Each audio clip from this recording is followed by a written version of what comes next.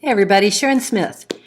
And I have had so many of you write me requesting a video for weight loss.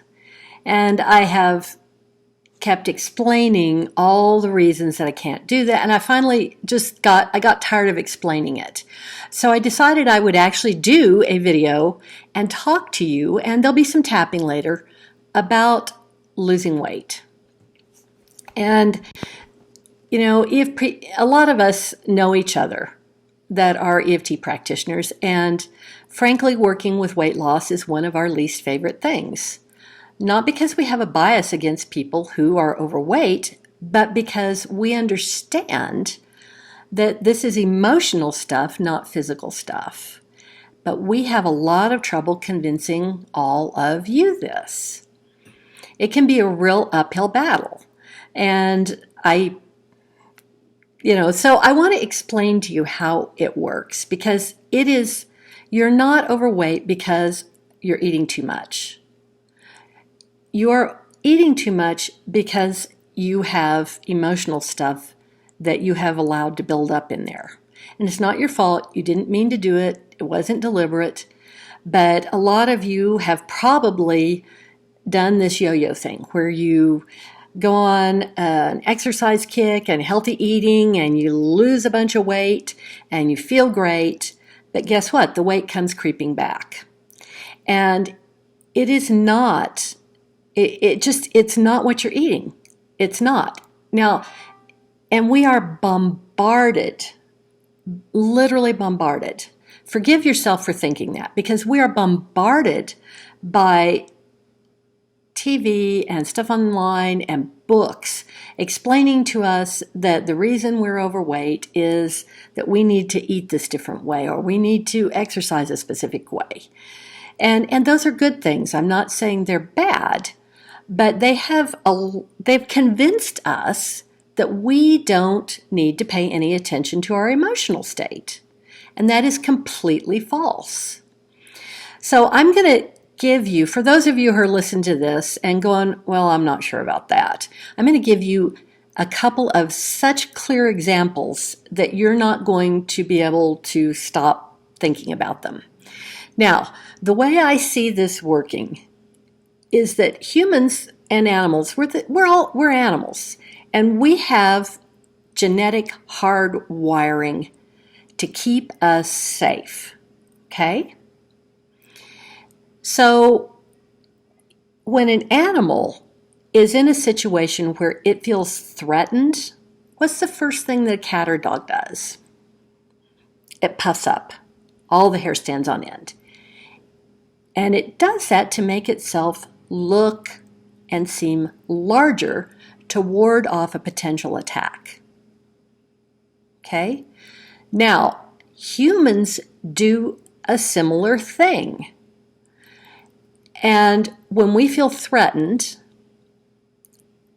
especially if it's over a long period of time, but feeling threatened, we go in and attempt to make ourselves larger, which can result in weight gain if we feel threatened.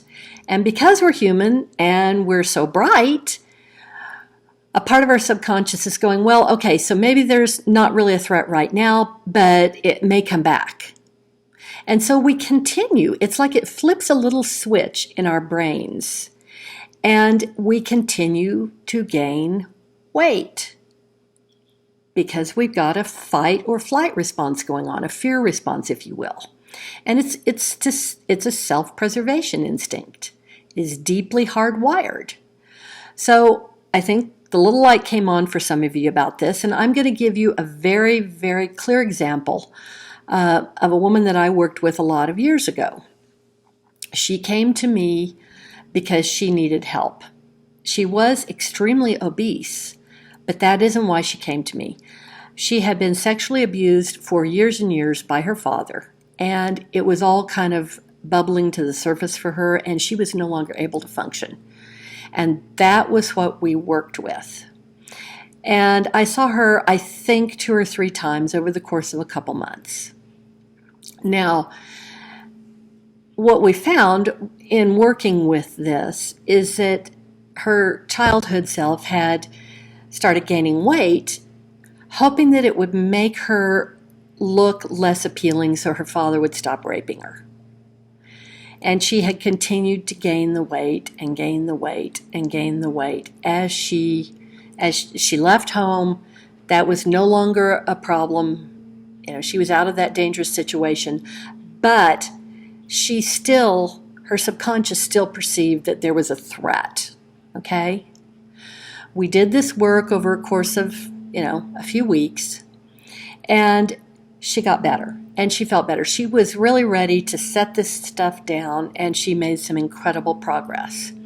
And then I didn't see her again for about a year. I think a whole year maybe had passed. And I was at the grocery store one day, and I heard someone calling Sharon. And I recognized the voice, but when I turned, I had no idea who this woman was. And she walked up to me, and we were talking, and all of a sudden it dawned on me who this was. And she had literally lost like 100 pounds. I mean, I didn't even know her. And I said, "Oh my gosh, are you okay?" And she said, "I'm great." When I turned loose of that and let go of all of that childhood stuff, she said the weight just fell off. And weight loss is a side effect of returning to emotional health and balance. It just is. So that's where we're going with this, guys. You've got to pay attention to what you are feeling, not just what you are eating and what you are doing, because this part of you is in charge. Okay? Now the little light is coming on for a lot of you, so we are going to do a little bit of tapping, and then I'll talk to you about what your next best step is. All right, so let's just start here. I have never considered before that really looking at my feelings was important. But I choose to be okay anyway. Even though I've been ignoring the way I feel deep down inside. And I think it's having some consequences for my physical self. I'm open to a new perspective now because I completely love and accept myself. And I honor all the ways I really feel about this.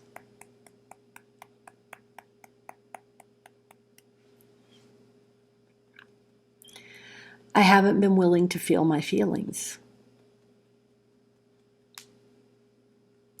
Some of them don't feel very good. And I've got some old stuff in there that's buried. And maybe I thought I was past it because I wasn't thinking about it a lot.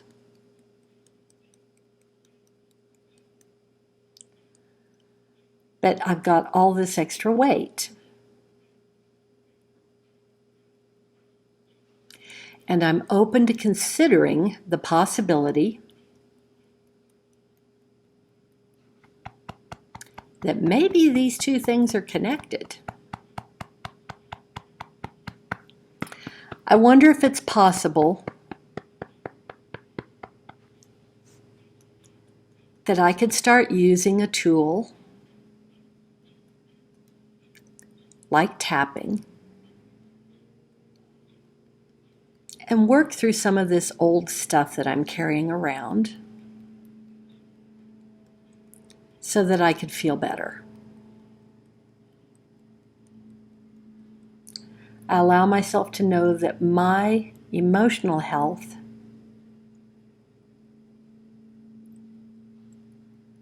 is important. And because I'm looking at it now with fresh perspective, I'm open to loving all of me. right where I am today. And I see the possibilities for improvement and feeling better. Because I completely love and accept myself.